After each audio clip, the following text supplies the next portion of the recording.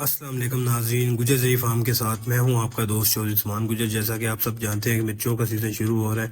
बहुत सारे लोग सब्ज़ मिर्च लगाना चाहते हैं, बहुत सारे लोग रेड मिर्च लगाना चाहते हैं। और उनके सवाल होते हैं कि सब्ज़ मिर्च अगर लगानी है तो कौन सी वैरायटी लगानी चाहिए और किस टाइम पे लगानी चाहिए। अगर रेड मिर्च लगानी है तो उसकी कौन सी वैरायटी लगानी चाहिए।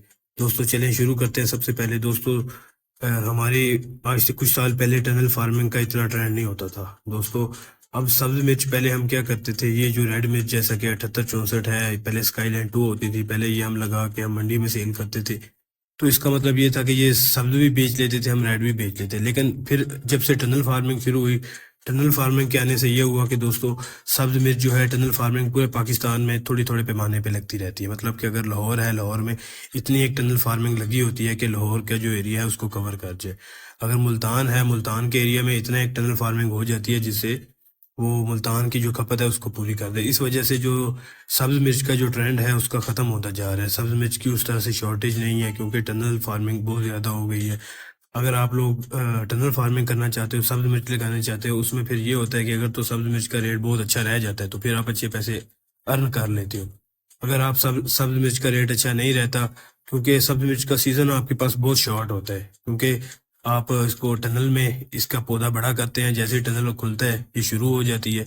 जैसे ही मई में दूसरी हाइब्रिड SV 7864 आती है तो तब इसका जो सीज़न होता है वो ऑलमोस्ट ख़त्म हो जाता है, क्योंकि हाइब्रिड ज़्यादा कड़वी भी होती है, इसका सफ़र भी ज़्यादा करती है, तो फिर इसकी डिमांड बढ़ जाती है। इसी तरह जो SV 7864 है इसको अब रेड मिर्च के लिए इस्तेमाल करते हैं। अगर हमसे कोई पूछे कि कौन सी वैरायटी रेड चिली के लिए लगानी चाहिए तो आपको SV 7864 लगानी चाहिए। अगर आपको लगानी चाहिए सब्ज़ मिर्च के लिए, अगर आपको लगानी चाहिए सब्ज़ मिर्च के लिए तो आपको गोल्डन हार्ट लगानी चाहिए, क्योंकि और भी बहुत सारी वैरायटीज़ हैं, मरीना सीड की और बहुत सारी वैरायटीज़।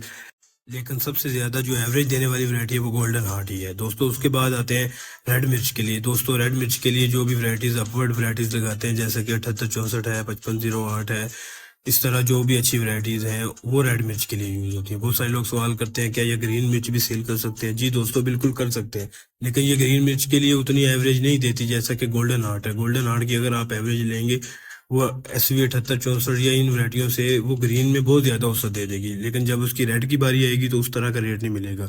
इसी तरह दोस्तों जब इस वैरायटी की तरफ आते हैं 7864 की, इसकी खासियत ये है कि जी जब आप ये लगाते हैं तो आपको रेड की एक अच्छी खासियत मिलती है। अच्छा दोस्तों, टनल फार्मिंग ज़्यादा मुफीद है या ये? दोस्तों अगर आप टनल फार्मिंग लगाएंगे उसमें रिस्क है कि आपका अगर तो शॉर्टेज आ गई तो रेट अच्छा होगा, अगर शॉर्टेज ना आई तो रेट ज़्यादा होगा। इसी तरह जब आप SV 7864 की बात करते हैं, इसमें दोस्तों अगर आप जितना भी कम रेट होगा आपको नॉर्मल पैसे मिल ही जाएंगे। मतलब ये एक रिलायबल फसल है जो कि आप लगा सकते हैं, जो कि आपको लगानी चाहिए। जो 7864 है ये आप लगा सकते हैं टनल फार्मिंग में। जो कि गोल्डन हार्ट है उसका कोई पता नहीं चलता, या तो रेट अच्छा हो जाता है या फिर रेट कम हो जाता है।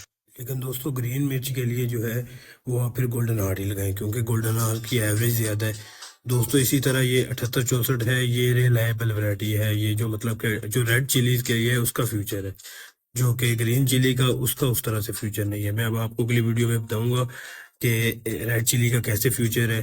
तो सब नई से नई मालूमात के लिए पेज को सब्सक्राइब करें। Thank you.